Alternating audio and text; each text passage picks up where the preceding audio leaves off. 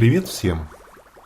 Сегодня заключительный ролик из серии про семейство лебедей с лебедятами.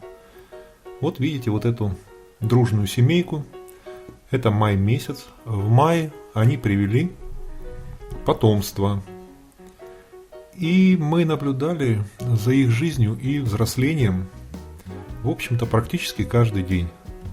Они паслись, мы им давали иногда угощения, и они проводили у нас, в общем-то, добрую половину своего дня на участке.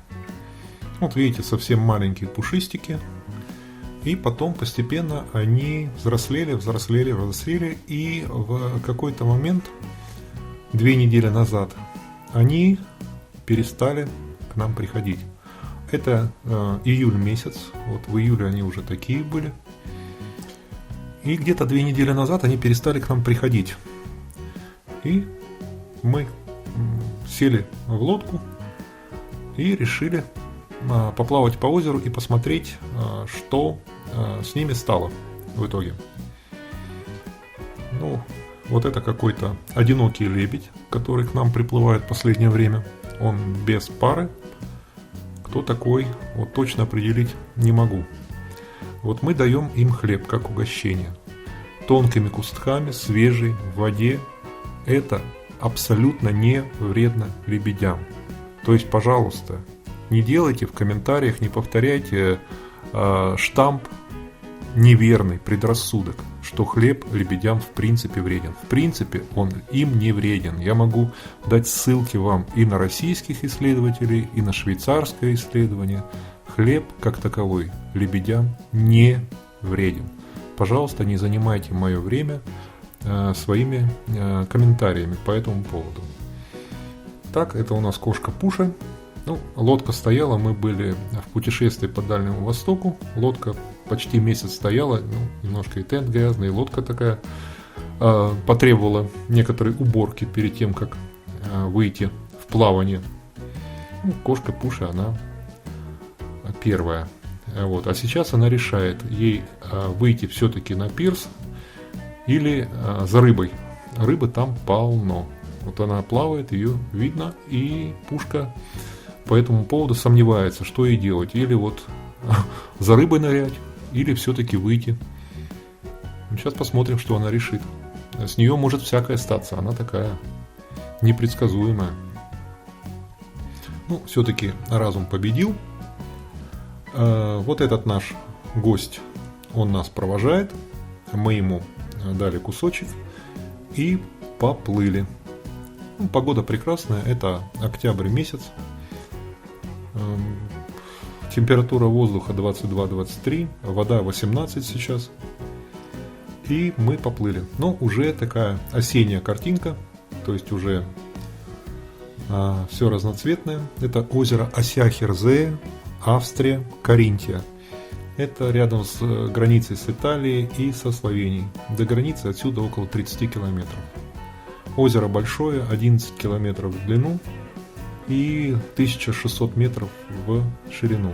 Вот это у нас вдалеке, там утки резвятся. На озере очень много уток, и они устраивают такие где-то разборки, где-то игры. Как-то к нам приплыла утка, и с ней было 19 утят. Ну, разумеется, это не ее все, а это явно 2 выводка. В одном выводке я видел там 10-11 утят запросто. Ну, 19 это, вероятнее всего, все-таки было 2 выводка. Ну, вот мы поплыли. Просто мы сейчас плывем по направлению к заповеднику. И там обогнем. Вот это у нас южный берег озера. И мы на восточном берегу, там находится заповедник Тибл-Люндум. И вот этот заповедник, там как раз водоплавающие птицы обитаются. Там есть и аисты, и там множество уток. Вот. Ну, наша цель найти наших семейства лебедей и посмотреть, что с ними стало, почему они перестали приплывать. Скорее всего, причина в том, что лебедята выросли, и родители просто их оставили, и все, в самостоятельную жизнь. Ну, вот видите, мы подплыли, это одинокий лебедь. Вот. он плывет к лодке, они знают, что надо к лодке поплыть и получить угощение. То есть вот хлеб мы давали вот от маленьких до... Вот они вырастают, и все на озере Лебеди получают хлеб, и никаких проблем абсолютно нет. То есть там никаких там вреда желудку, и чуть ли не умереть они могут. Это все полная ерунда. Если делать все правильно, давать свежий хлеб, то никаких проблем не будет, если это делать в воде, а не на берегу. Ну вот мы плывем, это село Штайндорф, это уже северный берег озера, и смотрим диспозицию, где у нас кто и что. Здесь в Штайндорфе есть так называемый Альтерсхайм, то есть это дом престарелых. Я как-нибудь сделаю передачу про пенсионное обеспечение в Австрии и про вот этих, про дома престарелых, вот про то, как это все организовано в Австрии. Это довольно интересно. Ну вот мы проплываем, это все еще Штайндорф, довольно большая деревня, каменная деревня. Когда-то тут было землетрясение, сошли камни, но это очень давно было. Вот, это одинокий, он занят тем, что со дна собирает вот каких-то там моллюсков. Вот, он сам по себе одинокий, и мы его оставляем в покое, плывем дальше. А он там целеустремленно пытается что-то со дна добыть. Вот в такой вот интересной позе. Но они так делают. Вот это интересно, это отель, это апартаменты, на самом деле, апартаменты, которые на продажу были, сейчас там купить ничего невозможно, это все давно продано и в продаже нет. Интересно, что архитектура такая же, как у отеля Рила в Боровце. Я подозреваю, что там был австрийский архитектор. Это кораблик, октябрь месяц он еще плавает, на выходные, субботу-воскресенье он по озеру, от пристани к пристани, там туристы по вечерам на этом кораблике устраиваются там, с купоном, там рестораны. Ну вот видите, это утки. Уток на самом деле на озере огромное количество. Они периодически, когда вот убрали поля, у нас пшеничное поле рядом, и они просто прилетают на пшеничное поле. Причем их собирается, там я как-то попытался посчитать, больше 40 насчитал. Вот. И они ходят, просто подбирают, кормятся тем, что там осталось от сельского хозяйства. Ну, вот эти пирсы, вот эти все пирсы, они платные. То есть, как бы гладь озера – это собственность государственная, и вот если у тебя пирс находится над гладью озера, ты должен за аренду вот этой площади платить, ну, это некоторые суммы там, достаточно разумные, порядка от 150 до 300 евро в год. Мы тоже платим за свой пирс. Ты заключаешь договор, и у тебя снимают эту сумму. Ну вот у нас утки. Дно у озера позволяет заходить, в общем-то, купаться не только с пирса, а можно и так. То есть там на дне мягко. Не глина, не камни, а какая-то такая достаточно твердая земля. И позволяет заходить. Ну, это вот у нас лебеди. 1, 2, 3, 4. И это нас заинтересовало. Потому что именно лебедят наших было 4. И вот смотрим. Это молодые, явно молодые. 1, 2, 3. И там 4 был. Это наши лебедята. Ну вот они увидели, плывут к нам. То есть родители их оставили. Родители оставляют лебедят, когда те становятся полностью белые. До этого они с ними, в общем-то, плавают, обучают, все это делают. Но вот в момент, когда у них не остается серого оперения, происходит распад семьи. Ну, то есть родители считают, что они выполнили все свои обязательства, они подготовили детей ко взрослой жизни, и оставляют их самих. Потом лебедята, вот выводок, они какое-то время держатся вместе. Это бывает, вот мы наблюдали один такой выводок прошлогодний, они год держались вместе. И постепенно они находят себе пару. Вот на канале есть рассказ про Машу и Петю. Это как раз были молодые, которые, в общем-то, отделились. То есть постепенно проходит время, и вот эта их группа, вот из 4 лебедят, она тоже распадется. То есть они найдут себе пары и будут заводить собственные семьи. А пока они могут довольно долго еще держаться вместе. Ну, мы очень рады, что мы их нашли. Как видите, они в прекрасной форме. Они довольно крупные. Вот они, в общем-то, получали хорошее питание. Но тут на озере вообще с питанием нет никаких проблем. То есть их вот можно им вообще ничего не давать, не кормить. То есть питание для лебедей, для водоплавающих более чем достаточно. То есть редкие случаи бывают, когда зимой, если озеро замерзнет и если много снега, и на берегу трава тоже оказывается под снегом. То есть зимой трава зеленая остается. Вот. Но единственное, если замерзло озеро и если траву присыпало снегом, тогда бывает трудно. Вот у нас мы за 6 лет уже. Вот 5 лет мы лебедями занимаемся. Один раз был случай зимой, мы их подкармливали. Из ведра с теплой водой мы их подкармливали. Потому что, действительно, им негде было брать пищу. Душа успокоилась, то есть все понятно. Взрослые теперь отдельно, а вот 4 лебеденка, они составляют теперь вот эту группу, которая будет на озере, в общем-то, искать себе пару. Мы вернулись на южный берег, это у нас село Осиах. И здесь одно семейство, которое мы знаем.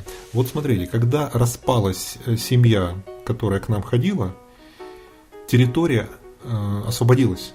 И вот это семейство уже пару раз приплывало к нам кормиться. То есть они раньше не могли приплыть к нам, потому что там была чужая территория, их оттуда прогоняли. Но после распада той семьи территория освободилась, и эти стали получили возможность плавать восточнее. И вот они уже пару раз к нам приплывали.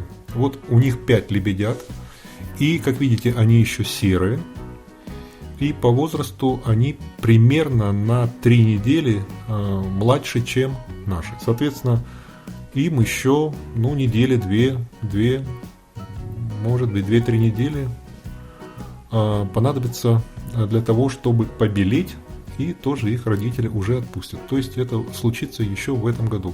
Но видите, у них уже идет активный процесс изменения цвета.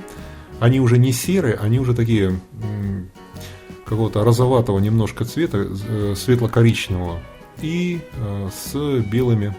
Грудь уже белая, то есть они уже на завершающем этапе взросления. Вот. Их 5, то есть вот 4 наших, 5 этих, 9. Но они не последние, то есть на озере есть еще выводок, потом мы увидим. То есть вот за сезон, но это только у нас восточная часть озера. Есть еще западная часть озера, где тоже живет несколько семей. То есть вот в целом, я думаю, минимум 15 лебедят вот за этот сезон, за этот год пополнили семейство лебедей на озере. Мы с этими расстаемся, они после этого будут к нам приплывать, в общем-то, регулярно. Хотя до нас плыть довольно долго, но они их тренируют, они плавают вместе. Это штифт Осиах. Когда-то это был бенедиктинский монастырь.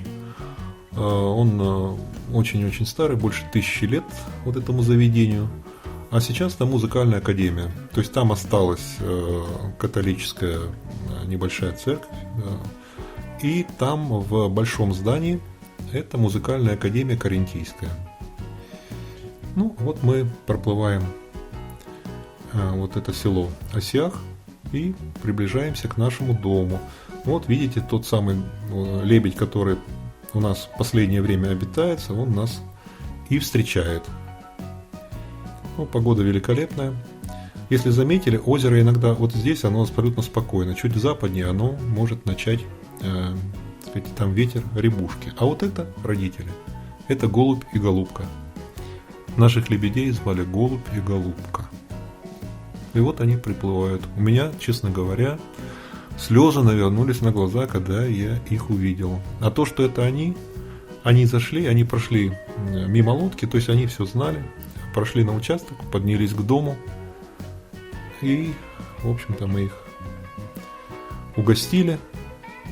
Ну, теперь у них будет год перерыва, и через год, в 2020 году, вероятно, будет новый выводок. Что сказать? То есть у них процесс. Родились лебедята наши где-то в конце апреля, в начале мая. И в октябре, в начале октября, их отпустили. Они повзрослели. А вот смотрите, это тоже вот неожиданность. Буквально на следующий день после того, как мы плавали, к нам каким-то образом вот заглянуло вот это семейство. У них 2 лебедят. Причем они тоже, вот, смотрите, у них уже окраска сильнее меняется, чем тех, которых 5 штук. То есть у этих им осталось недели 2 максимум до того, как они побелеют и как их отпустят в свободное плавание. Вот. То есть это вот такое маленькое семейство, скорее всего родители молодые. Вообще у тех, у кого первый выводок, у них бывает очень мало, 1, 2, 3 лебеденка, у них, в общем-то, доживают до взрослого состояния. Но потом с опытом их становится больше. 4-5 это обычное число лебедят. Ну вот видите, вот это семейство с 5 птенцами. Что сказать? Вот этот процесс, он бесконечный. Часть лебедей потом уплывает на другие озера, часть остается. В общем-то, в прошлом году был создан заповедник вот этот водоплавающих птиц. И сейчас ареал достаточно большой, где птицы могут найти себе пропитание. То есть, если заметили, по озеру кругом везде камыш. Причем этот камыш защищенная. Это природоохранная зона, которую нельзя трогать. Камыш нельзя уничтожать, нельзя его там срезать. И этот камыш дает, в общем-то, жизнь и уткам, и лебедям, и нашим котам. А это у нас вечер. Вилечка и Пуша пришли. Ну, пришли, естественно, пожрать. Целый день где-то шатались, потому что солнце, тепло, хорошо. Ну, вот, в итоге проголодались. Все, Пушка сразу зашла, Вилечка сначала должен вот поменжеваться. Должен сначала вот выяснить, все ли нормально. Ну, потом направляется прямиком в свою столовую кошачью. Там все накрыто. Ужин из 3 блюд. Там горошки, там мясо и там консерва. Вот у Вилечки консерва, у Вилечки. Пушка ест мясо. И горошки стоят, горошками они догоняются в конце. На этом все. Я сниму большой фильм про семейство лебедей, в котором объединю все. На этом счастливо и до свидания.